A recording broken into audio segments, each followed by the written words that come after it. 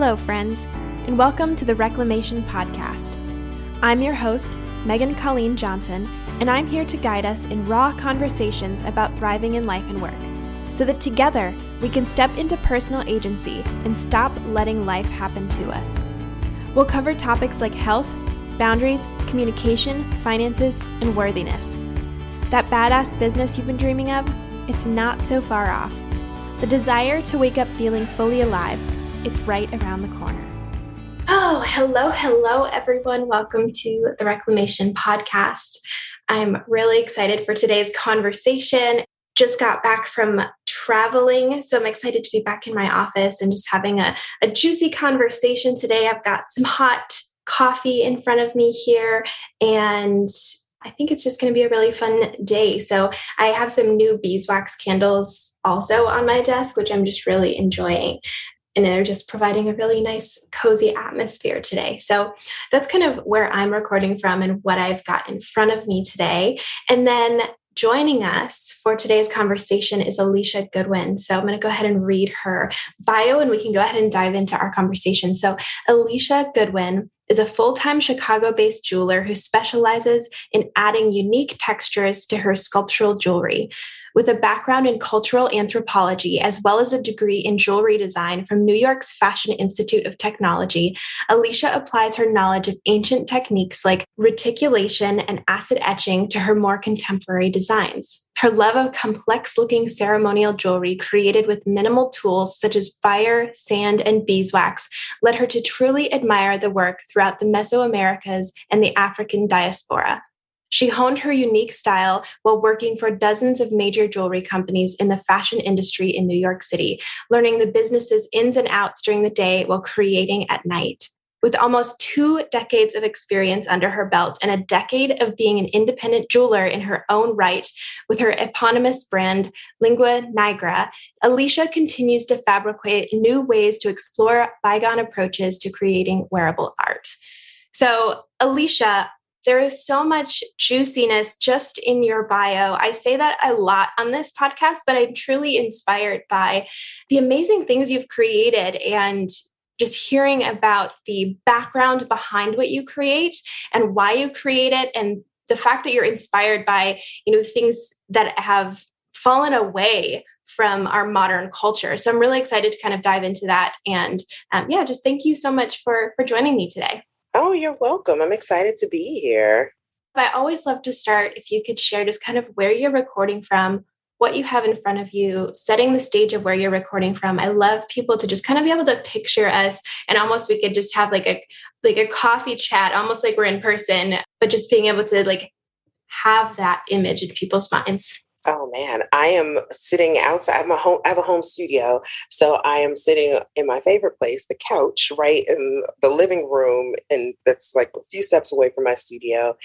And I have a blanket on because I'm always cold. It's like 90 degrees outside, but I am freezing. So I have a blanket covering my lap, and I just have a little notepad on my lap, and I'm just doodling while I'm talking to you. Yeah, and you're in Chicago, correct? I am in Chicago. That's probably the most important thing. Yes, I'm in Chicago. No, yeah, I love it. What neighborhood are you in? I'm in South Shore. I'm right by the lake. I'm right by Lake Michigan. So nice. I'm in Lake Geneva, so, about a couple hours away. Oh, yeah, that's the place to go. I still haven't been. Well, you should come up sometime. And if you come up, I'm happy to give you a little tour. So, oh, my goodness. That'd be great. Yeah, if that's everybody's little escape from the city. Totally. Yeah. It's a beautiful little town. So I would love to hear just a little bit more. So your bio gave us a nice overview kind of where you came from, some of your background, and then what you do now. But I'd love to hear kind of in more depth, what is your story? What led you to creating jewelry in this way? And what did you have to reclaim? What parts of you did you have to reclaim in order to step into this work that you do now? I have been making jewelry since I was a child. I took a class and I fell in love with it. I mean, I've always been really creative, and I definitely thought I was going to have a creative career, or if not just a career and some kind of output when I got older. But yeah, I took the class and we just made like just some rings from brass and beads. And when I got back to school, it was during summer, I sold them. I sold them to people. And then I moved on to like clay and whatnot. And for some reason, I guess it wasn't presented to me that it could be something other than making a lot of things and selling it, if that makes any sense. Like, just there was no, oh, you could do this and this. That wasn't presented, or I didn't know about it. So I thought I was going to be a fashion designer. And that just took a whole other, I just went another direction with that. And so that was like my life from elementary school to like maybe sixth grade up until college. I went to FIT, the Fashion Institute of Technology, and majored in fashion and got a 2-year degree, which is an associate's. And then with FIT, you don't automatically get 4 years since it used to be just a 2-year college. So you start with the 2-year and then you have to apply to get to the quote unquote upper division. That's what it's called there. And that's the bachelor's program. And then I realized, I was like, I don't like this. I was like, this is the pits. Like, I loved sewing and I love fashion so much, like the artistry of it. But I realized the industry was just kind of one direction. There are only so many people who employ themselves making and doing really well. And, when I was doing it in Chicago, like making clothes and just doing basic stuff for people, everybody was cheap, like how much? Oh, what? And I would always come across people who want custom stuff on a Woolworth budget. So my thing is like, okay, they expect me to work 200 plus hours for their outfit and not pay for it. That doesn't, pay 100 because they're comparing prices. So that really discouraged me. And just, the amount of work that goes into it. And, you can make one wrong cut and it's over. Not like I did that a lot, but, you're working, especially in the end, when we had to do our final projects, they would expect you to buy really nice fabric. You're buying for the time like $20 a yard, which I wish I would buy $20 a yard fabric now, but $20 a yard fabric. And if you mess up, it's over. You have to buy more, or you just have to make a smaller thing.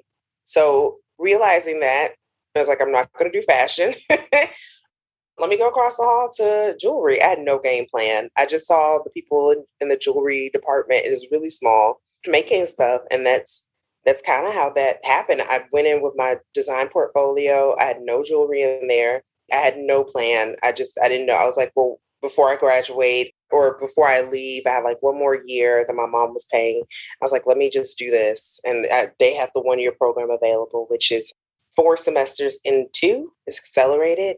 So I thought I'd take that and just see what would happen. And I enjoyed it. I enjoyed the people. It was a really, really rough, hard year, but I learned a lot. And then after that, I just started making my own work in my free time and then working for other people. Because I said, if I had this degree, I might as well use it. And it seemed more hands-on. I realized that with fashion, actually 20 years ago, I was living in New York and it was during the summer. And me and my roommate decided to stay she was also from Chicago. We decided to stay for the summer and we didn't get jobs because before September 11th, I don't know how old you are, but before September 11th, 2001, you could quit a job. You could walk across the street and get another job. Like it was not a problem, so we didn't have a game plan. And so I went to the job board, literal job board. It wasn't online. I'm at FIT and this guy walked up to me and gave me this job sewing. And it's not even that it was hard work. It was just unappreciated work. I did so much for like $100 an outfit. It was for a hair show. And I realized this is too much. It's too many personalities. It's not, if I could just make clothes and sell them without now it's totally different now. I could do it on the internet, but at the time that was not the case. So I think that also changed up things. I'm happy to have that skill set in my back pocket if I need it. But jewelry was when I found it, I really, really, I just loved it. And I love that you can make something and money is not real and value is perceived. So for a lot of things, and the value of jewelry is exponentially higher than for clothing, exponentially, So I noticed that too. There were a few things thankfully I love it, but I'm also happy. Like if I need to go and sell it, I can put it in a case, I can put it in one suitcase. I don't have to carry 85 different things, pretty size inclusive, so there are a few factors. And I think everybody else is caught on to. Everybody and their mother's a jeweler or makes jewelry. And yeah.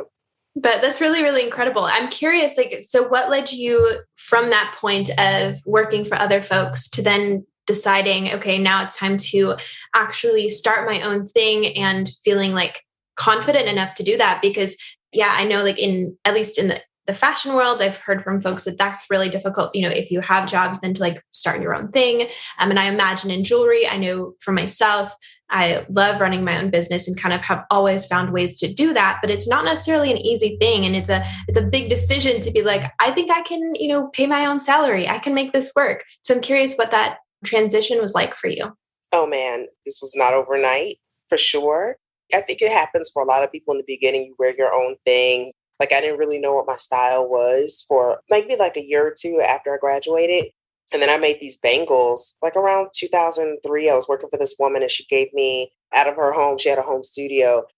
After work, she would let me work at her bench. And so I would finally have time to fire up stuff because I had a crazy roommate situation. So I would wear my work and people would ask about it. And I'm like, oh, okay. And then I would find stores to do consignment when I was doing consignment at the time to sell the work as well. And that's kind of how it started. And I was like, oh, I guess I could do something with this. And that woman I was working with, she had a sales rep, and it was good to learn from her because she was independent-ish. She was independent-ish. She had she got an amazing loan and, was doing all the stuff with her own jewelry business. And she had a sales rep, and her sales rep offered to sell my work in Japan. And so that was I don't know how I was involved in this barter that they did because I was just her assistant. She's like, oh, if you finish this order on time, I'll help out Alicia. I'm like, what does that have to do with anything? I didn't ask for her help. So all that to say, I made an order, and that's kind of what really set it off. She wanted to see a line sheet. I knew what a line sheet was because I made them for this woman all the time. So I put together all of my styles, the pricing. I went to Kinko's. I did not have a computer. I did not own a computer. I would go to the library. This is 2003. I was broke. She was not paying me that much. I would walk to and from work, and that was an hour and change. Oh, goodness. So crazy. And I was getting paid $3 an hour. So I put everything together and I made all this work, and they placed an order and then they returned it. And I was like, what? And at this time I knew I wanted to do reticulation, which is a separation of the alloys. And so the metal creates these pretty ridges and mountains and valleys. But with the brass changes color, and everything's going to look different. Not everything's going to be this goldy brass color. So yeah, they returned it and I couldn't do anything about it. And that's when I realized okay, let me just plate everything because it'll be one color. Nowadays, I can probably get away with it because more people are familiar with my work. But at the time, it was just one person taking me on, and it was very random, but it didn't work out anyway. So I guess that's kind of how the brand Lingua Nigra started, in a sense, with those, maybe I had 15 pieces, and I still sell.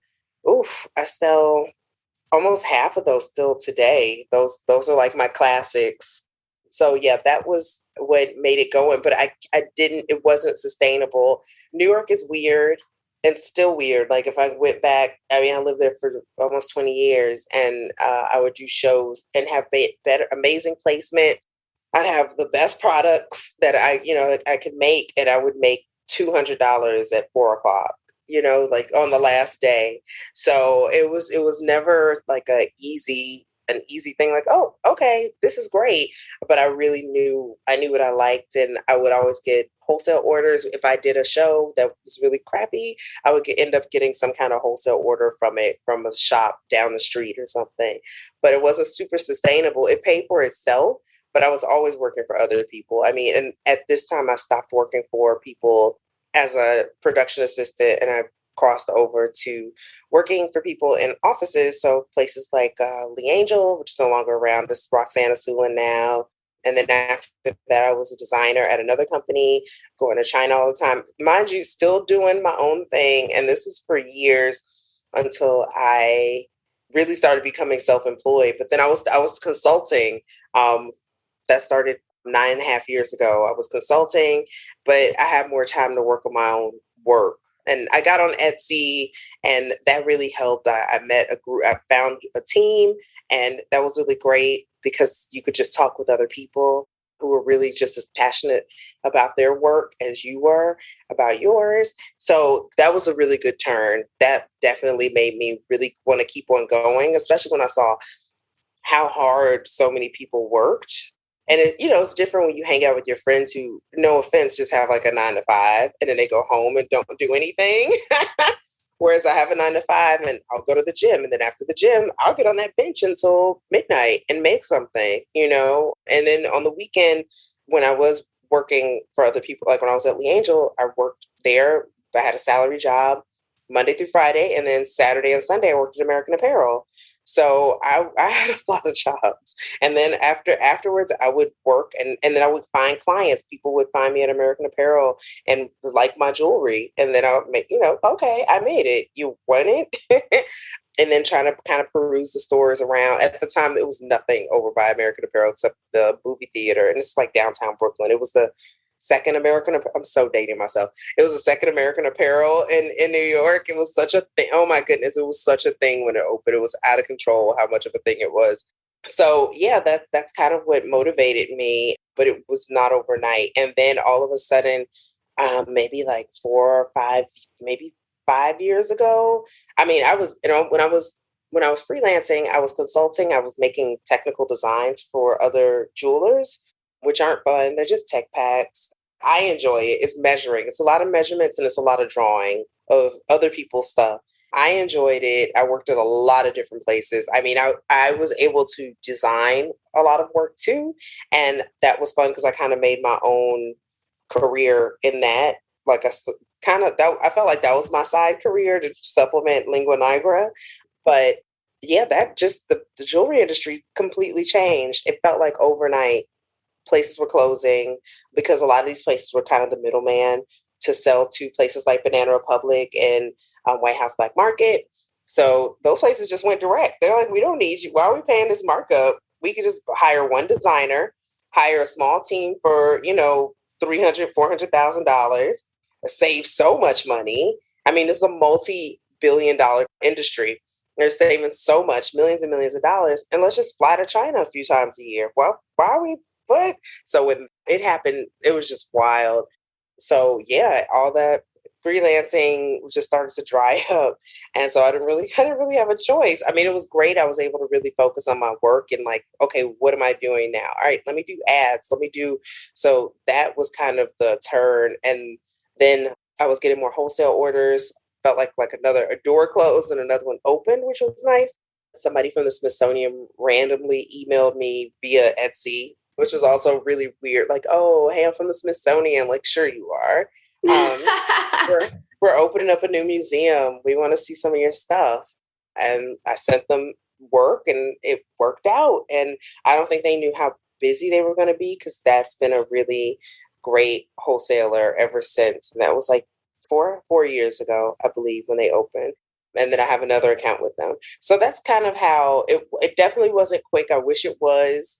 I wish I could say, oh, I started selling to people just when I was out in the street. And then I put in my resignation, but that was not the case. No, but I actually I think it's really inspirational to hear that story though. And in some ways, I feel like online these days, we hear all of the stories about like, oh, I did this and I made 6 figures and oh, like I did, overnight. And I think in some ways it creates this energy of overnight success, but most of the people that are actually out there that seem to have overnight success, it's not overnight success. It's years and years and years of learning, of making mistakes, of trying different things, of, having multiple jobs. And I think that stories like that are actually just really important to hear in stories like yours because it's more accurate, I feel like, to what real life is. Yeah, no, it is. I try to tell people, even just finding contacts like that, I think that was the best part about working for other people. You learn how they succeed and what they fail on. And a lot of it is, I don't want to say that. I want to put the blame all on the owners of the companies because it's the employees too, but it's not paying attention. So that's been very interesting. But yeah, but a lot of people do. Hey, I got money from my mom. She loaned me $1 million. I mean, those are the people that I worked those are the Wow. people that I worked for. Or my one boss who paid me $3 an hour. She got a micro loan. She was really savvy with writing grants and loans, and she got a micro loan. She was able to purchase her co-op and get all this equipment. But speaking of overnight success, she thought she was going to be an overnight success. And I could see the ways where she might have been. And sometimes it's right place, right time. Sometimes it's fate, but there were things that she didn't want to do. Etsy was super brand new because she started in 2003. Etsy started in 2004. I found out about Etsy in 2004. She didn't want to do it. She turned her nose up at it. She wanted to like do high end, only high. Like she really was trying to get into Barney's. She had a showroom and all those things that she was doing. I was like, I can't imagine anybody giving me a loan. It was a micro loan, but it was in my, my $3 an hour eyes. I was like, this is a big loan she got. I would probably start really small, especially since the internet landscape was so small then in 2003. But, she had a website that was really smart. There's still people to this day who don't have websites when I go to shows. They refuse to have websites. So she was really smart about the e-commerce. But it was just interesting. Like you learn there are people who do overnight stuff and get really famous and, get really successful. And then there are people like me who you just watch other people do, but you learn. I've worked at so many companies, and I've there've definitely been things like, oh, I would never do, I would never do that, or that's a really smart idea. Let me take that with me. Let me take that experience with me, what they did. If you're learning, because people would say when I would tell them I have my own business, they're like, why don't you go to business school? Real life is a much better education. Oh my goodness. And these are people who've never been to business school. I'm like, what are you talking about? Like, what? No. I'm not spending any more money to learn something. Like you're never going to get that real life experience and the struggle. And, you have to make it work, especially in a city like New York, so. Yeah. Well, and I feel like just like hearing you as well, it's beautiful to recognize that you have a passion in there and have developed a passion, because the passion seems to be what has carried you through. And I think that's something else with a lot of small business folks. If there's not success within a short period of time, the initial like flame almost burns out. But it sounds like you had like this drive and this flame and there's something there that has kept you going throughout all these years, and that resulted ultimately in being where you are today.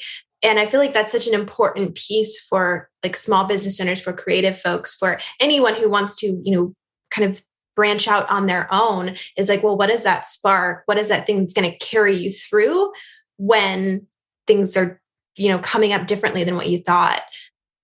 Yeah, because I mean, there've been I think I noticed like with people who I thought were super successful, and it's hard to, they were, because success isn't always about money, just that they have this beautiful work that I was able to see and appreciate. That makes you successful, and you're able to translate your vision from something. And I haven't said this in a long time, but I would always say it's just wild that people buy things that are coming out of my head, like I'm not copying, it's from my head, and I'm making a living from it, just like a writer. But yeah, I think it was a shock. I saw it with the woman who didn't pay me that much. She was running out of, she wasn't doing so well at the end. And she had to start selling her work at Union Square, but she was making money. And that's the funny thing. Like she could have kind of just kept on doing that. But I also think her upbringing, she probably didn't want to sell on the street. I'm sure her dad would have looked at her. Dad was a doctor. It was just a whole bunch of stuff. But she could have kept on doing that. And I worked for another really super incredible, super talented jeweler who sold in Barney's, rest in peace, Barney's.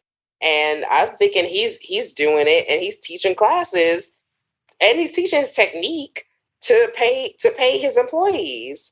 Like he's doing okay, but not okay. And he said that. And I was like, wow, okay, I thought you wanted to teach because you like it. Oh, you just teaching because, okay, you got to pay these bills.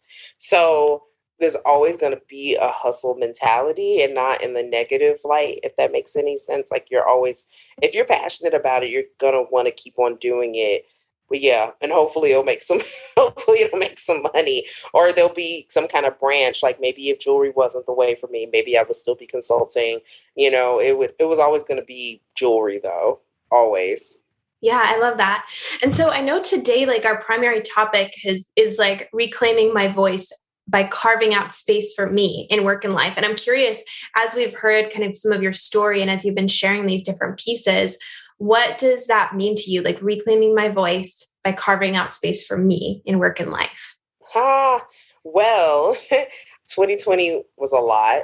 And it's funny, the year before, I traveled over 20 times. I was flying all over the place with my work.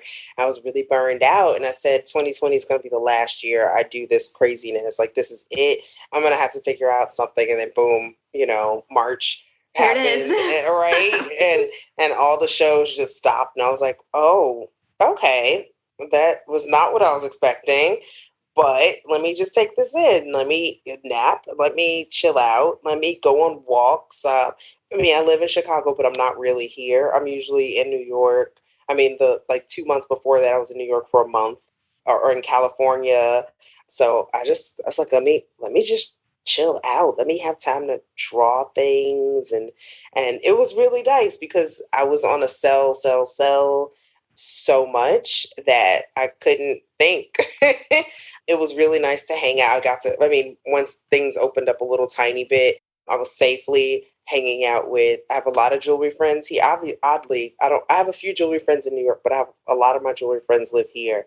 We were able to hang out and we were all saying how nice it was that we weren't tired after hanging out, because usually you're at a show and after 8, 9, 10 hours of selling under, gross fluorescent lights or outside in the weather and talking to people, you want to go and eat, but you're tired, like you want to, but you want to see your friends because you never see them otherwise. So that was interesting. So I've just been trying to just do more, just dates with my friends and talking to them, even though we still talk about business because it's just passion. I've definitely slowed down. And I mean, the summer has been a little rough, and I'm like, oh, maybe I should have done a show. But I'm still really happy about it.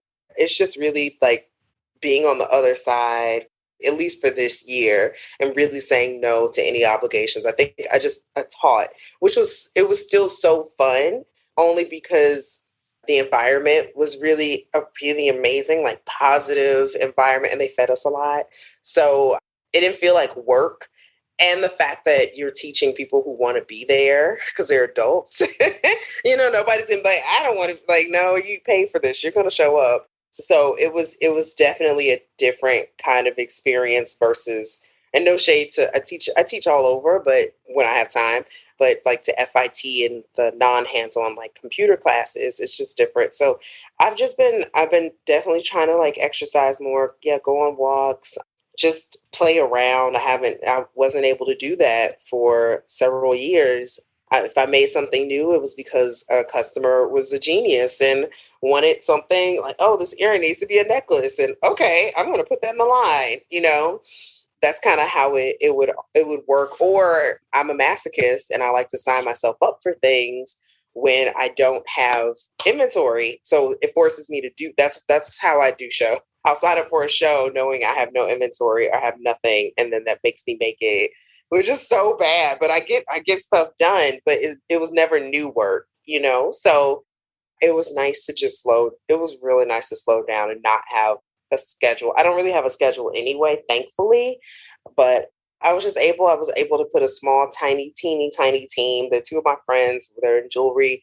We get together every Monday night. Well, it's going to be today actually, but Monday night, and talk about the work and what we could do better. We go through customer emails. We go through our spreadsheet. So it was helping me get more organized and also take things off of my plate, because last year was bananas. Like my sales were triple that of the year before. And it was just me. So yeah, I definitely needed a break from all of that, until I can figure out a better system. So That's how I reclaim it. It sounds like a lot of naps.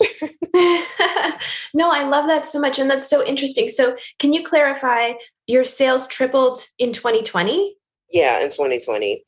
Dang. So it was almost like this is just my brain making connections here, but I feel like sometimes we feel like the go go go is how we end up actually creating money, but sometimes it's the slow down. One of my coaches uses the phrase like slow down to speed up, and it's that's a common phrase, but it's just this idea that when we slow down, it actually does create that space for creativity. It creates the space for our mind to settle and new ideas to form, and that's just really interesting. Like your sales tripled in a year that you were forced to slow down. And I'm curious how that lands with you.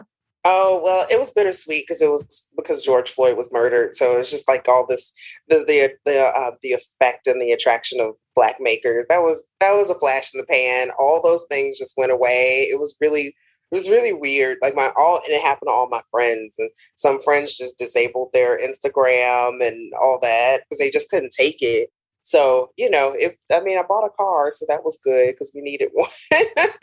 But it was weird because you're trying to mourn, but you also had to pack. And it was COVID, so things were slow, and the postal system because somebody was trying to slow down the mail. It was just all these. It was way too much going on last year, way too much.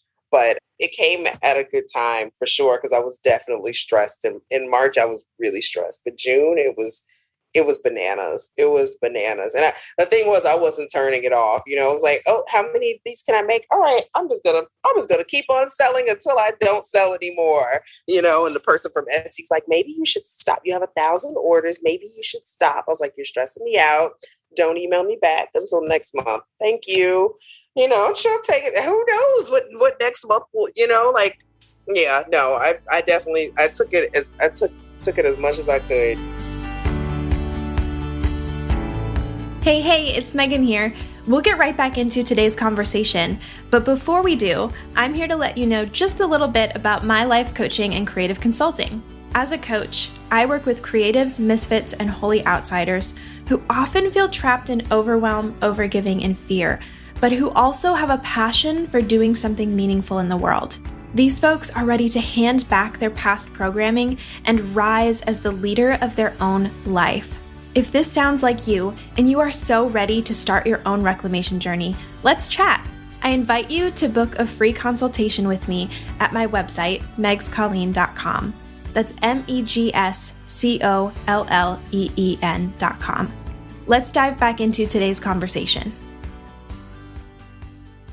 I appreciate you kind of speaking that out as well. And that is just like a very, like a double-sided coin, I suppose, where, you were able to have that influx in your business, but also it's really unfortunate that that influx had to happen after something that, clearly a lot of people were feeling stirring, like, oh, support Black makers. And then like you were saying, it was a flash in the pan. And I'm curious how that has come afterwards. If you're open to sharing, like for 2021 have you noticed things have shifted? Not so much. Like how has that been? Nothing shifted. It's been weird. Like the most I've seen happen are all of these cohorts, all of these groups that are happening that you have to apply to, it's a 21-week thing. You have to have all this paperwork. And then at the end, you don't get any money. Like my thing is, okay, we see the disparity. Just give me money. Don't make me jump through hoops. And that's what's been going on. Or at the end of it, you might get money, or it's $5,000, which you have to give the man $2,000. Like it's not even, if it's not 50 or 60 or 100,000, why are we even? I'm very vocal on Instagram about it. Or there've been residencies that open up, but there's no way to get to them.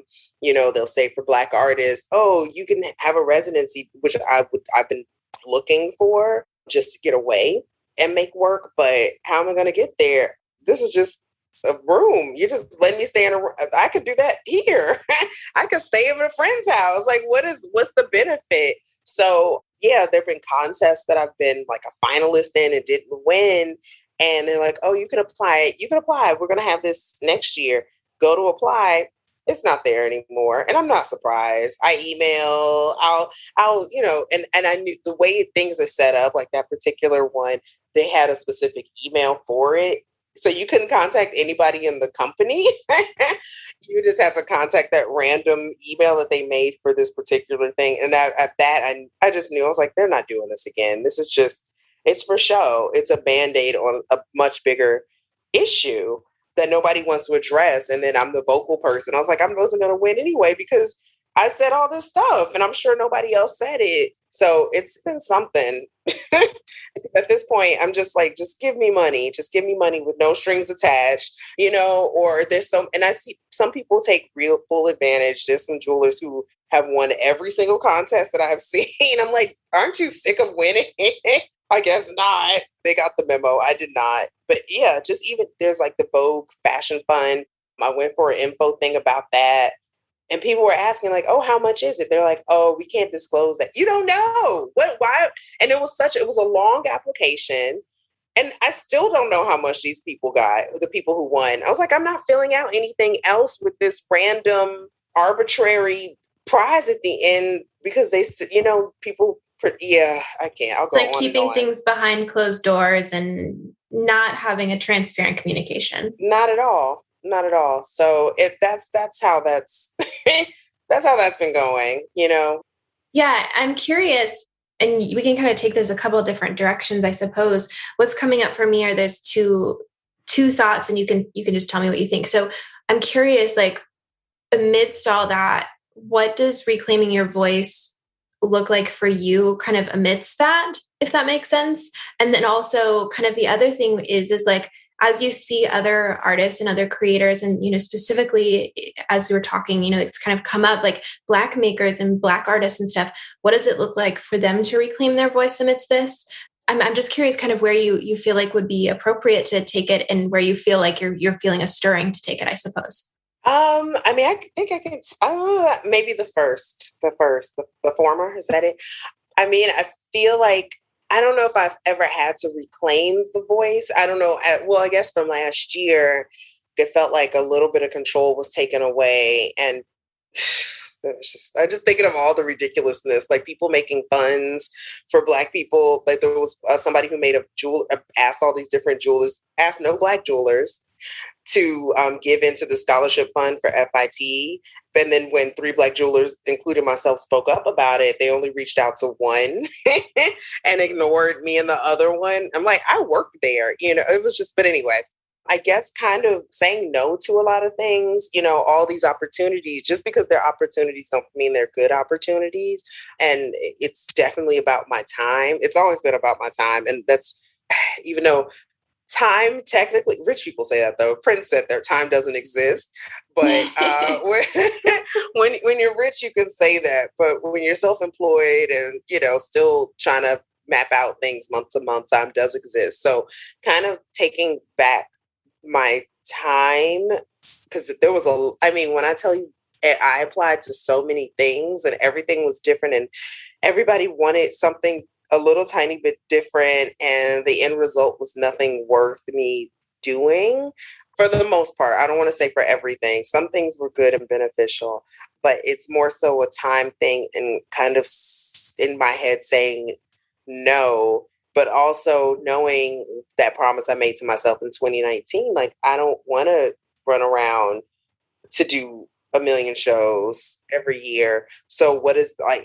unless I'm going to meet somebody, unless somebody gives me $100,000 or more, like most of these companies are struggling because we don't have capital, and getting access to capital and just getting that $100,000 that a lot of people get from their parents or their uncles, or, quitting their job or selling their stock. So it's that. I don't know if I answered that or not.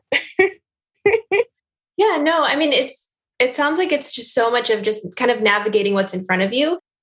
Yeah. Also because there was a really big project I did, and in the end, it was such, not on my end, because I will see things through. I'm never, even as a child, I've never been, unless I really don't like it, I've never been a quitter. If I start something, I finish it. That has always been how I was. And I didn't have a really good feeling about this particular project. It was for a television channel. And it was the worst communication, not on my part, but on the salesperson's part. And I followed it through and I wasted a lot of money.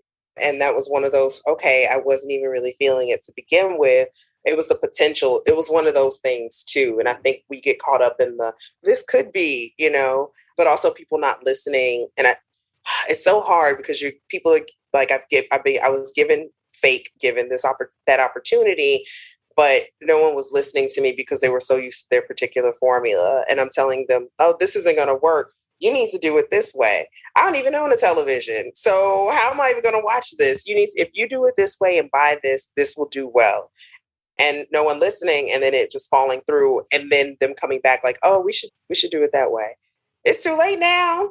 I ran out of money. Like, why am I doing this? Like, I already invested that much. And, so yeah, it's a lot of that too.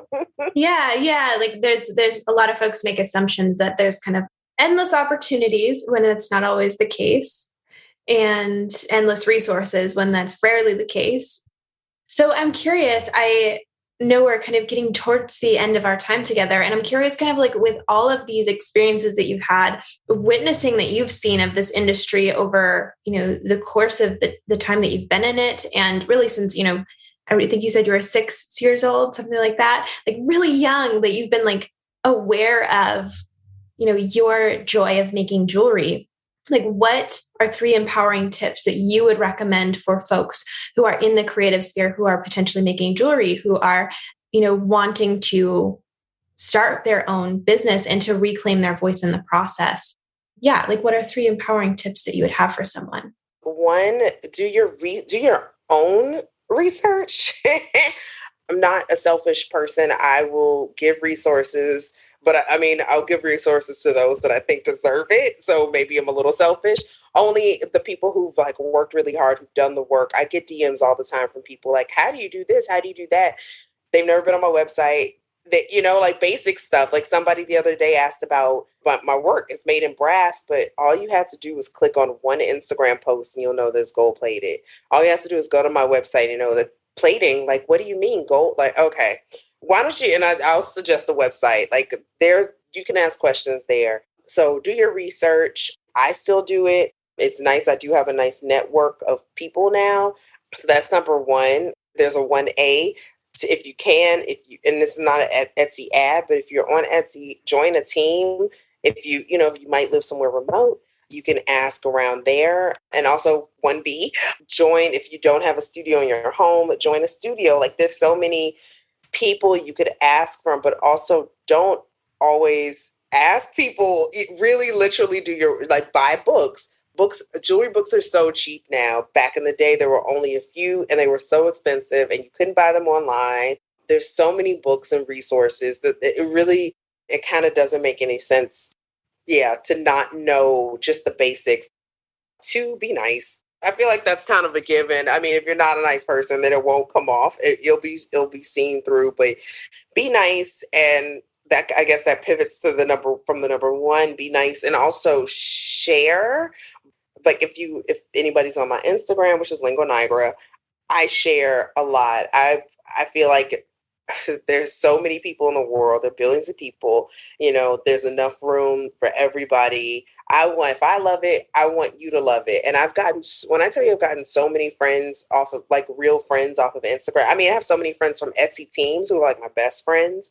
So many friends from Instagram, people I've visited. Like I visited when I've been in other states, just from a mutual affection or admiration of our work. So be nice, but I guess that's also like 2A is a networking thing, but not really, because I hate that word so much because it's so disingenuous. But when you do it, you don't even know you're doing it. I had a friend in college who would do it. It was just a little slimy. She would have a card and she was out for networking versus, oh, you do that? Oh, my cousin does that. Da, da, da, da, da. Yeah. Relationships. Right. Very organic. Number 3, don't give up, but set goals. I have monthly income goals. I'm salaried, so I have to. I have to make a certain amount of money to pay myself on payroll, but I set goals and I have a calendar. I'm really bad about it though. I have a calendar and a newsletter that helps because it's super old school. I have it. I mean, you have to set goals, but with that, you need to figure out how you're going to sell your work. Are you going to sell it via Instagram? Are you going to sell it every day? That's going to take up all your time. Are you going to have a website? Are you going to sell it via your newsletter only? There are people who do that and make a killing, but you have to have a good newsletter.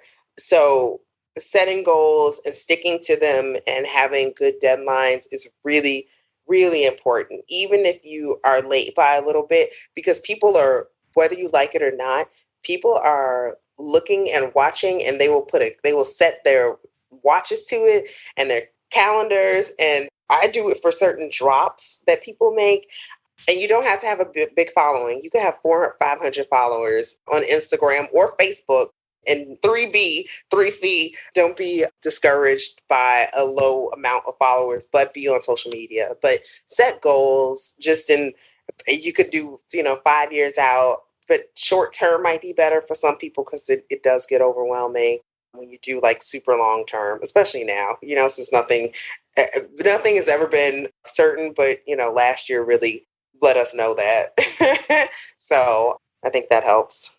I feel like one thing that I heard in addition to that, kind of just from what you were sharing in the different pieces, was like boundaries, like with the whole like share, but also do your own research and like be like, essentially it's like be mindful of other people's boundaries, but then have your own boundaries and just kind of like know where you're willing to share and where you're not willing to share. Does that sound accurate?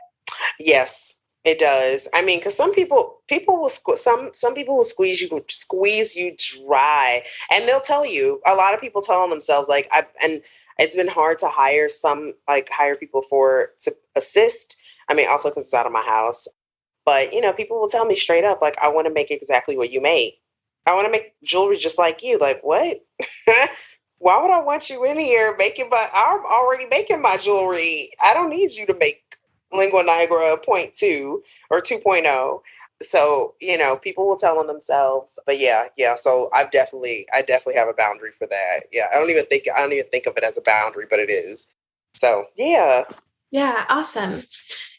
So wrap up questions. You've shared a little bit of this already, but what is one way you slow down amidst our busy world? Naps. I used to, before I would outsource it to an assistant, I used to pierce beetle wings and just watch Netflix or something. But now I take naps or I sit on the couch and sketch. I love doing it on a gigantic piece of newsprint. And so I can just do a design development and just go across and just draw as much as I want to. And I don't know, that's still work related though. But but sometimes our work is actually relaxing, and it sounds like when you slow down, sometimes those artistic pieces kind of flow. Your mind has the space to actually create, so that makes sense. Yeah, no, it's really fun for me. So I'll do that. Yeah, I'm sure there are other things. And I go to museums a lot. I really try to get out there and see new things, but I really love going like the art. I mean, nothing. There's no hate to Chicago. Nothing beats New York museums, but going to like the Art Institute, I like to go to see. Like I saw the Bisa Butler exhibit 3 times. I don't know if you're familiar with her work. She does quilts, but they're like photos. It's beautiful. It looks like a painting, but it's all fabric. So that just closed. But I went 3 times, and then while I was there, I went to like the medieval section to see the chainmail because it's insane to me that people went to battle with the armor and then the chainmail and, but it's metalsmithing. So, and then the horses with the armor, I'm like, I would not be doing that, So it's just incredible because it wasn't that long ago. But, I love seeing handwork just wherever I go. And not to gather inspiration, just to see what people did before electricity. So, electricity is still relatively new on our timeline. So, yeah, I love going to museums. So fun. When I went to college in the Chicago area, and I always loved taking the train into the city and just going to the Art Institute. So you're bringing back We're bringing back memories. The rainy days are my favorite. I just go in and wander around for hours. So good. Oh yeah, so pretty. Yeah, yeah. That was also my down the street from my bus stop because my high school was near downtown. So that was I would always get off at Van Buren and State Street, Van Buren in Michigan. So then who are a couple of humans you deeply admire or folks you are currently learning from? Oh goodness. I love the one of the first known commercially successful Black jeweler, Winifred Mason Chanette. I love her work. I'm very inspired by it. I'm kicking myself because I would always see at least a few of her pieces at the flea market in my early 20s, and I did not know. And I should have gotten it. Should have gotten it. Love her work. Oh my goodness. I love Bisa Butler, who I mentioned before. I love her work ethic because also her and Carrie James Marshall, who's a painter, whose work is phenomenal. Probably in my opinion, one of probably the most talented and incredible artists of our time. If you see his work, it's massive. They did a review at the Museum of Contemporary Art a few years ago. And the thing is, when you look at somebody's scope of work, it makes me guilty. Like, why am I here? I need to be in a studio making stuff, because I always want to do like a big museum show in my head of all the work. But you could tell this man was not out partying. He wasn't out at clubs. He was making work. It was rooms and rooms and rooms and rooms of just work and nothing. None of it was like, oh, he was rushing, oh, somebody gave him $100 for this, so he just did it. No, everything was incredible. Like every single, oh my goodness, I saw that show so many. I saw it in New York and in Chicago. It was beautiful. It was such an incredible show. So to see people who work like that is just really inspiring, and they made business of it. And I love to tell people that like being an artist and being artistic shouldn't be an anomaly, and making a living from it shouldn't be an anomaly, and it shouldn't be super, super hard, but you definitely have to be focused. And I tell that to people all the time in my class, because a lot of people don't think that they can make some kind of a living. And then you go to the people in the museums are an anomaly, but there are other people at these galleries and whatnot that are making a living. I mean, his paintings are millions of dollars now. So, and he didn't start like that. And he's still, oh goodness, he's so talented. And he lives here. But yeah, those are three people right off the top of my head. I have such a long list. Yeah, that's amazing. I love that. And I love just hearing that. It just sounds like the dedication really that's required. And it's just really, really beautiful. It's pretty amazing. Yeah, you look at that and you're like, wow, okay, all right, no video games. Not like I play video games, but no video games, no nothing. Let me get this together. It's just it came out of his head. It's just incredible. So then our final question is, how can we find and support you online? I live all over Janet Jackson's internet. I'm really on Instagram a lot. And now I've recently started doing lives of just me working. Oh, cool. I love that. Yeah, it's just me working. And then I'll look up every now and then and answer people's questions, but I'm not even paying attention. It's just me working. I'm sure people are like, oh, I'm getting out of this. Like, what did I just get into? Or just her hands. But I was on there last night. So yeah, I'm on Instagram all the time. Lingua Nigra, LINGUA NIGRA. I'm on Facebook, not that much. You can find me on my website, linguanigra.com. I do too much. I have a vintage site too, but that's just me hoarding. I just hoard. I have not had anything on there in a minute. I have so much stuff I need to list. That's also a passion. And I also make cards because I used to make cards as a kid, and I wanted to make stationery. So I have a stationery line, which is Black Tongue Press, which is Lingua Nigra in English, Black Tongue. But you can find Black Tongue Press, linguanigra.com. I'm on Etsy, Lingua Nigra. Yeah, I'm everywhere. Everything. You are all over the the place. I am. You got to be smart about the name.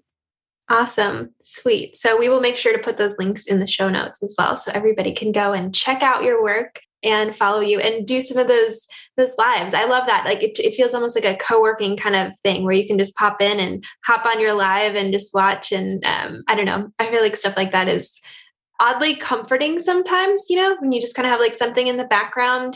I don't know. So that's really cool. I love that idea. Yeah. It was fun. It was really, so I was going to do it regardless. I was going to do it regardless. Oh, I was going to work regardless. So it all worked out. Well, thank you again so much for your time today and just for sharing your story and your experiences. And I'm excited to just be able to put this out and share with my community. So thank you so much. Yeah, no, thank you. Thank you for having me. I appreciate it. Thank you for making time. Thank you so much for joining me for this episode of the Reclamation Podcast. I hope it served you on your own reclamation journey, and know that I am rooting for you all the way. If you are desiring support on your journey, head to megscolleen.com. That's megscolleen.com to learn more about me and my current coaching offerings and availability. If you want to learn more about the show guests, head to the show website, thereclamationpodcast.com. And last, but definitely not least, if you found value in the show, sharing this episode with friends and posting a quick review is always appreciated. As always, reclamation is yours.